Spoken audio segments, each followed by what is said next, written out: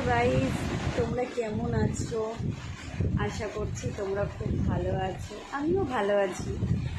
Guys, আজকে একটা কথা বলবো তোমাদেরকে। কিছু কিছু মানুষ আছে যাদের জীবনে ভালোবাসাটা অনেকবার হয়, কেননা তাদের মনে অনেকটা জায়গা থাকে, তো তাই জন্য। এটা সবার ক্ষেত্রে, কি ছেলে কি মেয়ে সবার ক্ষেত্রে।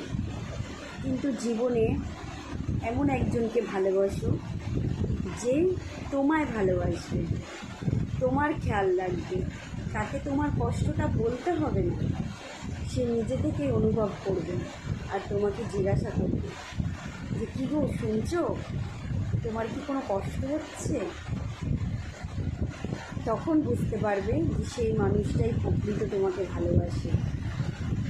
আর নলে তো সবাই সবাইকে ভালোবাসতে পারে না, মনটাও সবাই সবাইকে দিয়ে দিতে পারে, কেননা মনে অনেকটা জায়গা থাকে তো সবার জন্য, ওই জন্য। কিন্তু জীবনে এমন একজনকে ভালোবাসো যার কাছে তোমার প্রকাশ করতে হবে না কোনো কিছুর জন্য।